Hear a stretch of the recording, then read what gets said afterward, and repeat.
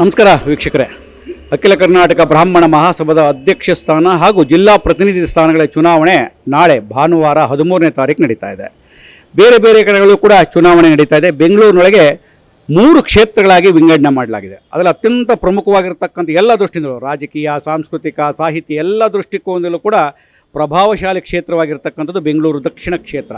ಬೆಂಗಳೂರು ದಕ್ಷಿಣ ಕ್ಷೇತ್ರದಿಂದ ಜಿಲ್ಲಾ ಪ್ರತಿನಿಧಿಗಳಾಗಿ 4 ಜನರ ಆಯ್ಕೆಯಾಗಬೇಕಾಗಿದೆ. ಆ 4 ಜನರ ಆಯ್ಕೆಯಾಗುವ ಹಿನ್ನೆಲೆಯೊಳಗೆ ರಘುನಾಥ್ ಎಸ್ ತಂಡದಿಂದ 4 ಜನ ಸ್ಪರ್ಧಿಗಳಿಲ್ಲಿದ್ದಾರೆ. ಅದರಲ್ಲಿ 3 ಜನರನ್ನು ವಿಶೇಷವಾಗಿ ನಾನು ಸಂದರ್ಶನವನ್ನು ಮಾಡ್ತಾ ಇದ್ದೇನೆ. ರಾಜಶೇಖರ್ ಅವರ ಸಂದರ್ಶನದ ಭಾಗವನ್ನು ನೀವು ಗಮನಿಸಿದ್ದೀರಿ. ಈಗ ಉಳಿದಂಥ ನಾಯಕರುಗಳು ತಾವು ಚುನಾವಣೆಗೆ ಸ್ಪರ್ಧೆಯನ್ನು ಮಾಡಿದ್ದಾರೆ. ಬೆಂಗಳೂರು ದಕ್ಷಿಣದಲ್ಲಿ ಹೇಗಿದೆ, ಆ ಪರಿಸ್ಥಿತಿಗಳೇನು ಅನ್ನುವಂಥದ್ದನ್ನು ಅವ್ರನ್ನ ಕೇಳಿ ನಾನು ತಿಳ್ಕೊತೇನೆ.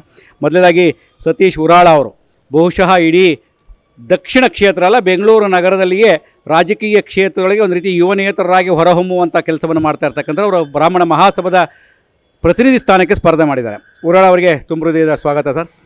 ಸರ್, ಬೆಂಗಳೂರು ದಕ್ಷಿಣದ ಸ್ಪರ್ಧೆ ಮಾಡಿದ್ದೀರಿ, ಏನು ಉದ್ದೇಶ ಇಟ್ಕೊಂಡು ಸ್ಪರ್ಧೆ ಮಾಡಿದ್ದೀರಿ, ಹೇಗಿದೆ ವಾತಾವರಣ?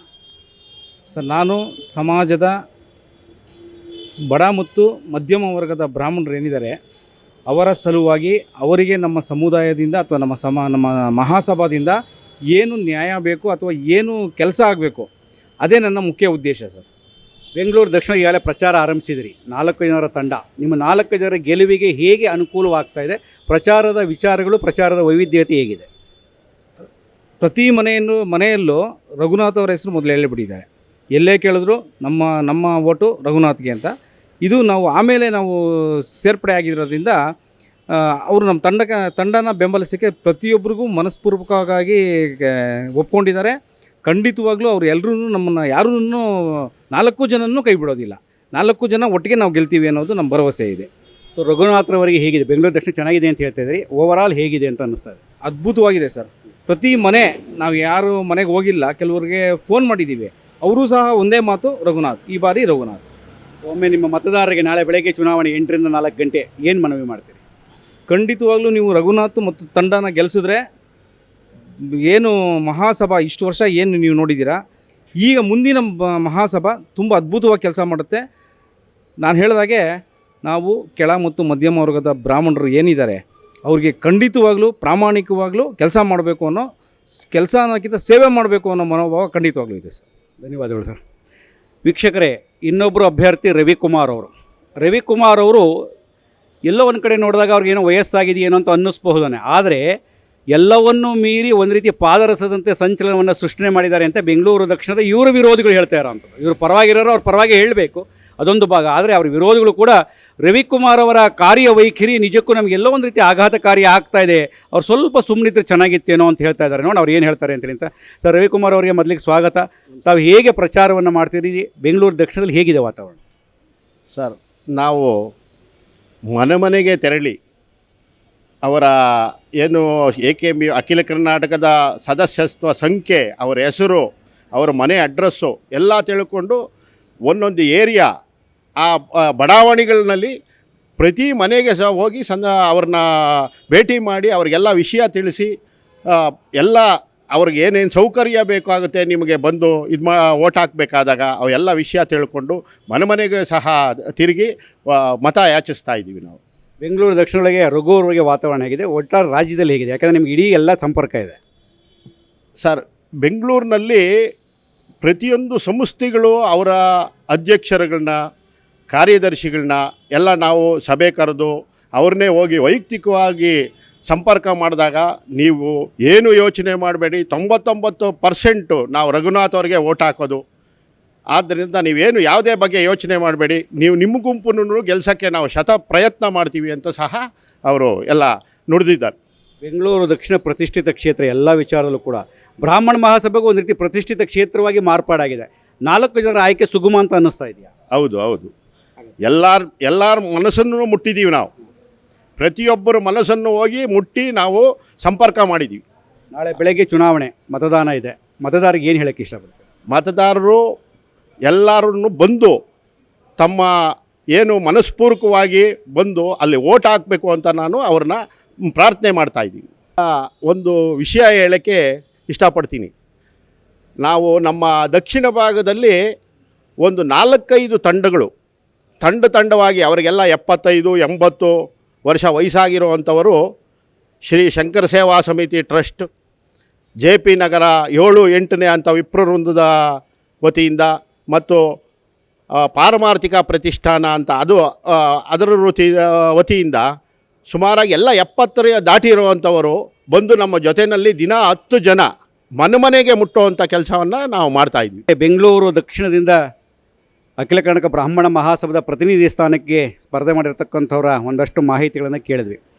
ರವಿಕುಮಾರ್ ಅವರು ಹೇಳ್ತಿದ್ರು 60-70 ವರ್ಷ ದಾಟದಂಥವರು ಕೂಡ ನಮ್ಮ ಜೊತೆಯಲ್ಲಿ ಪ್ರಚಾರದಲ್ಲಿ ನಿರತರಾಗಿದ್ದಾರೆ ಅಂತೇಳಿ. ಆ 60-70 ವರ್ಷ ಅನ್ನುವಂಥ ವಯಸ್ಸನ್ನು ಕೇಳಿದಾಗ ಇನ್ನೊಬ್ಬರ ಸಂದರ್ಶನಕ್ಕೆ ಹೋಗುವ ಮುನ್ನ ನಾನೊಂದು ನೆನಪನ್ನು ಮಾಡಿಕೊಳ್ಬೇಕು ಅಂತ ನನಗೆ ಅನ್ನಿಸ್ತಾ ಇದೆ. ಏನು ಮಹಿಳಾ ಅಭ್ಯರ್ಥಿ ಅಂಬಿಕಾ ರಾಮಚಂದ್ರ ಅವರು ಸ್ಪರ್ಧೆ ಮಾಡಿದ್ದಾರೆ, ಅವರ ತಂದೆ ಕೆ ಕೃಷ್ಣಪ್ಪನವರು ಅತ್ಯಂತ ಕ್ರಿಯಾಶೀಲ ಪತ್ರಕರ್ತರಾಗಿದ್ದರು. ಸುಖಿ ರಾಜ್ಯದ ಪತ್ರಿಕೆಯ ಸಂಪಾದಕರಾಗಿದ್ದಂಥವರು ತಮ್ಮ 90ನೇ ವರ್ಷದ ವಯಸ್ಸಿನಲ್ಲಿಯೂ ಕೂಡ ಕರ್ನಾಟಕ ಕಾರ್ಯನಿರತ ಪತ್ರಕರ್ತರ ಸಂಘದ ಮೆಟ್ಟಿಲನ್ನು ಹತ್ತುಬಿಟ್ಟು ಬಂದು ನೀವು ಮಾಡ್ತಿರೋ ತಪ್ಪು ಅಂಥೇಳಿ 100 ಪುಟ, ಅಂದರೆ 3, 4, 5, 6 ಪುಟಗಳಷ್ಟು, ಅದು 100 ಪುಟದ ಮೇಲೆ ಹೋಗಿದೆ. ತಪ್ಪನ್ನು ನೀವು ಮಾಡಿದ ತಿದ್ದುಗೊಳ್ಳಿ ಅಂತ ಪತ್ರ ಕೊಡ್ತಿದ್ದಂಥ, ದೂರನ್ನು ದಾಖಲಿಸಿದಂಥ ಏಕೈಕ ಪತ್ರಕರ್ತರು ಕೆ ಕೃಷ್ಣಪ್ಪನವರು. ಆದರೆ ಅಷ್ಟೇ ವಿಶ್ವಾಸ ನನ್ನ ಮೇಲೆ, ನಾನಲ್ಲಿ ರಾಜ್ಯಾಧ್ಯಕ್ಷನಾದ ಮೇಲೆ ಯಾವ ದೂರು ಇಲ್ಲ, ನೀವು ಚೆನ್ನಾಗಿ ನಡೆಸಿ ಅಂತ ಆಶೀರ್ವಾದ ಮಾಡಿದಂಥವ್ರು ನೇರ ನುಡಿಗೆ ಹೆಸರಾದಂಥ ಕೆ ಕೃಷ್ಣಪ್ಪನವರ ಮಗಳು ಅನ್ನುವುದರ ಜೊತೆಗೆ ಬೆಂಗಳೂರಿಗೆ ಸಾಹಿತಿ ಹೃದಯದ ಪೊಲೀಸ್ನವರು ಇರ್ತಾರೆ, ಪೊಲೀಸ್ ಅಧಿಕಾರಿಗಳು ಸಾಹಿತಿಗಳಾಗಿರ್ತಾರೆ, ಸಾಹಿತ್ಯದ ಹೃದಯ ಇರುತ್ತೆ ಅಂತಂದರೆ ಅದು ಕೆ ಈಶ್ವರ್ ಪ್ರಸಾದ್. ಅವರ ಸಹೋದರಿಯಾಗಿರ್ತಕ್ಕಂಥ ರಾಮಚಂದ್ರ ಅವರು ನನ್ನ ಜೊತೆಲಿದ್ದಾರೆ. ಅವ್ರು ಏನು ಹೇಳ್ತಾರೆ ಕೇಳೋಣ. ಮೇಡಮ್, ಚುನಾವಣೆ ಸ್ಪರ್ಧೆ ಮಾಡಿದ್ದೀರಿ, ಹೇಗಿದೆ, ಏನು ಅನ್ನಿಸ್ತಾ ಇದೆ? ನಾನು ಅಂಬಿಕಾ ರಾಮಚಂದ್ರ, ಇವರೇ ಹೇಳಿದಾಗೆ ನನಗೆ ಅದು ಹುಟ್ಟಿನಿಂದ ಬಂದಿದೆ ಅನಿಸುತ್ತೆ. ನನ್ನ ತಂದೆ ಮತ್ತು ನನ್ನ ಅಣ್ಣ, ನನ್ನ ವಂಶನೇ ಅದರಲ್ಲಿ ಬಂದಿದೆ ಅನಿಸುತ್ತೆ. ಅವರು ಸ್ವತಂತ್ರ ಹೋರಾಟಗಾರರು ಮತ್ತು ಈ ಥರ ನಮ್ಮ ಬ್ರಾಹ್ಮಣರನ್ನು ಒಂದು ಮಾಡಬೇಕು ಅಂತ ಹೋರಾಡಿದಂತಹ ವ್ಯಕ್ತಿ ನನ್ನಪ್ಪ. ಹಾಗಾಗಿ ನಾನು ಅವರ ರಕ್ತ ಹಂಚಿಕೊಂಡು ಹುಟ್ಟಿರೋಳು. ನಾನು ಕಿಂಚಿತ್ತಾದರೂ ಸಹಾಯ ಮಾಡಬೇಕಲ್ವೇ ಬ್ರಾಹ್ಮಣರ ಒಂದು ಸಮುದಾಯಕ್ಕೆ. ಹಾಗಾಗಿ ನಾನು ಇದನ್ನು ಅತ್ಯಂತ ಇದನ್ನು ಸ್ಪೋರ್ಟಿವ್ ಆಗಿ ತೊಗೊಂಡು ನಾನು ಮುನ್ನುಗ್ಗಿ ಇದನ್ನು ಮಾಡಲೇಬೇಕು, ನಮ್ಮ ಬ್ರಾಹ್ಮಣರೆಲ್ಲ ಒಗ್ಗೂಡಬೇಕು ಅನ್ನೋ ಮುಂಚೂಣಿಯಲ್ಲಿ ನಾನಿದ್ದೀನಿ. ಸೊ ಹಾಗಾಗಿ ನಮ್ಮ ದಕ್ಷಿಣ ಕ್ಷೇತ್ರದಿಂದ ಜಿಲ್ಲಾ ಪ್ರತಿನಿಧಿಯಾಗಿ ನಾವು 4 ಜನದಲ್ಲಿ ನಾನು ಒಬ್ಬಳು. ಮತ್ತು ಅಧ್ಯಕ್ಷೀಯ ಸ್ಥಾನಕ್ಕೆ ಶ್ರೀಯುತ ರಘುನಾಥ್ ಸರ್ ನಿಂತಿದ್ದಾರೆ. ಅತ್ಯಂತ ಸದೃಢ ವ್ಯಕ್ತಿ ಅವರು, ಅತ್ಯಂತ ಪ್ರಬಲವಾದ ವ್ಯಕ್ತಿ. ಯಾಕೆ ಅಂದರೆ ನಾವು ಈ ಬ್ರಾಹ್ಮಣರನ್ನ ಒಗ್ಗೂಡಿಸೋದು ಒಂದೇ ನಮ್ಮ ಧ್ಯೇಯ ಆಗಿದೆ. ಮತ್ತು ಬ್ರಾಹ್ಮಣರಿಗೆ ಏನೇನು ಒಳ್ಳೆಯದನ್ನು ಮಾಡಬೇಕು ಅನ್ನೋದು ಅವರ ಧ್ಯೇಯೋದ್ದೇಶಗಳನ್ನು ನೋಡಿದಾಗ ಖಂಡಿತ ಇದು ನಾವು ಇದರಲ್ಲಿ ಸೇರಿ ನಾವು ಕೂಡ ಅವರಲ್ಲಿ ಒಂದಾಗಿ ನಾವು ಮಾಡಬೇಕು ಅನ್ನೋ ರೀತಿಯಲ್ಲಿ ಎಲ್ಲಿ ನಾವು ಪ್ರಚಾರಕ್ಕೆ ಹೋದರೂ ಕೂಡ ರಘುನಾಥ್ ಅವರ ಖಂಡಿತ ಮೇಡಮ್ ನಾವು ನಿಮಗೆ ಅನ್ನೋ ನಿಟ್ಟಿನಲ್ಲಿ ನಮ್ಮದು ಒಂದು ಪ್ರಚಾರ ಸಾಗ್ತಾ ಇದೆ. ಈ ದಿಶೆ ಒಳಗೆ ನೋಡ್ತಾ ಇದ್ದರೆ ನಾವು ನಾಳೆ ಜಯಶೀಲರಾಗಿ ಬರುವುದರಲ್ಲಿ ನಾವೆಲ್ಲರೂ ನಮ್ಮ ಇಡೀ ತಂಡ ಜಯಶೀಲರಾಗಿ ವಿಜಯೋತ್ಸವನ ಆಚರಿಸೋದ್ರಲ್ಲಿ ಸಂಶಯನೇ ಇಲ್ಲ ಅಂತ ನಿಖರವಾಗಿ ಹೇಳಬಲ್ಲೆ. ಪ್ರಚಾರದ ಕಾರ್ಯ ಹೇಗೆ ನಡೆಸ್ತಾ ಇದ್ದೀರಿ ನೀವು? ಪ್ರಚಾರ ಕಾರ್ಯ ಎಲ್ಲರಿಗೂ ತಿಳಿದಂತೆ ಮನೆ ಮನೆಗೂ ಹೋಗ್ತಾ ಇದೆ, ವಾಟ್ಸಪ್ಪಲ್ಲೂ ಹೋಗ್ತಾ ಇದೆ. ನಾವು ಖುದ್ದಾಗಿ ಹೋಗಿ ಪ್ರತಿಯೊಬ್ಬರನ್ನು ಭೇಟಿ ಮಾಡಿದಾಗಲೂ ಕೂಡ ಒಳ್ಳೆಯ ರೆಸ್ಪಾನ್ಸ್ ಸಿಗ್ತಾ ಇದೆ. ಬನ್ನಿ ನೀವು ರಘುನಾಥ್ ಸರ್ ಕಡೆಯವರು ಅಂದ ತಕ್ಷಣ ಬನ್ನಿ ಮೇಡಮ್ ಅಂತ ಹೇಳಿ ಕೂತ್ಕೊಂಡು ತಮ್ಮ ಮನೆಯಲ್ಲಿರೋ ಇತರರ ನಂಬರ್ಗಳನ್ನು ಕೂಡ ಅವರು ಕೊಡ್ತಾ ಇದ್ದಾರೆ. ಇಲ್ಲೊಂದೇ ಅಲ್ಲ ಮೇಡಮ್, ಇವರು ಅಲ್ಲಿದ್ದಾರೆ ತಗೊಳ್ಳಿ ಅಡ್ರೆಸ್ಸು, ಫೋನ್ ಮಾಡಿ ಅಂತ ನನಗೆ ಕೂರಿಸ್ಕೊಂಡು ಫೋನ್ ಮಾಡಿದ್ದಾರೆ. ಹೀಗಾಗಿ ಪ್ರಚಾರದ ಅಬ್ಬರ ಅಂತೂ ಎಲ್ಲ ಕಡೆ ಬಿರುಸಿನ ರೀತಿಯಲ್ಲಿ ಸಾಗಿದೆ. ಎಲ್ಲರೂ ಇದಕ್ಕೆ ಒಳ್ಳೆಯ ಸ್ಪಂದನೆಯನ್ನು ಕೊಟ್ಟಿದ್ದಾರೆ. ಅದೇ ನಮಗೆ ಸಂತೋಷಕರವಾದ ಸಂಗತಿ. ನಾಳೆ ಬೆಳಗ್ಗೆ ಮತದಾರರಿಗೆ ಏನು ಹೇಳೋಕ್ಕೆ ಇಷ್ಟಪಡ್ತೀವಿ? ಪ್ರತಿಯೊಬ್ಬ ಮತದಾರರಿಗೂ ತಮ್ಮ ಹಕ್ಕು ಇದು. ನಮ್ಮ ಬ್ರಾಹ್ಮಣರಿಗೆ ಸಿಗುವಂತಹ ಪ್ರತಿಷ್ಠಿತ ಹಕ್ಕು. ತಾವು ಬಂದು ಎಲ್ಲೂ ಹೋಗ್ದಂಗೆ ಆಮೇಲೆ ಹೋಗಿ ಮತವನ್ನು ಕೊಟ್ಟು ತಮ್ಮ ಬಂಧು ಬಳಗ ಫ್ರೆಂಡ್ಸು ಎಲ್ಲರೂ ಕೂಡ ಕರ್ಕೊಂಡು ಬಂದು ಮತ ಮಾಡುವಂತಹ ಹಕ್ಕು ನಿಮಗೆ ಸಿಕ್ಕಿದೆ. ಇದನ್ನು ಚಲಾಯಿಸಿ ನಮ್ಮನ್ನು ಗೆಲ್ಲಿಸಬೇಕಾಗಿ ತಮ್ಮಲ್ಲಿ ಕಳಕಳಿಯ ಮನವಿ. ವೀಕ್ಷಕರೇ, ನಾಳೆ ನಡೆಯುವಂಥ ಚುನಾವಣೆಯಲ್ಲಿ ನಿಮ್ಮ ಹಕ್ಕನ್ನು ಚಲಾಯಿಸಿ ಉತ್ತಮವಾಗಿರ್ತಕ್ಕಂಥ ವಿಪ್ರ ಬಂಧುಗಳನ್ನು ಆರಿಸುವುದರ ಮೂಲಕ ನಿಮ್ಮಗಳ ಸೇವೆಗೆ ಅವಕಾಶವನ್ನು ಕೊಡಿ ಅಂಥೇಳಿ 4 ಜನ ಅಭ್ಯರ್ಥಿಗಳು ಕೂಡ ಕೋರಿದ್ದಾರೆ. ಆ ನಿಟ್ಟಿನೊಳಗೆ ಬೆಳಗ್ಗೆ 8ರಿಂದ 4 ಗಂಟೆಯೊಳಗೆ ಮತದಾನ ಇರುತ್ತೆ. ನೀವೆಲ್ಲರೂ ಬಂದು ಮತದಾನವನ್ನು ಮಾಡಿ ಅನ್ನುವಂಥ ಅವರ ಮನವಿಯನ್ನು ನಿಮಗೆ ಕಳಿಸ್ತಾ ಇದ್ದೇನೆ. ಮತ್ತೆ ವಿಶೇಷ ಸುದ್ದಿ, ವಿಶೇಷ ಮಾಹಿತಿಯೊಂದಿಗೆ ಬರ್ತಾನೆ. ನಮಸ್ಕಾರ.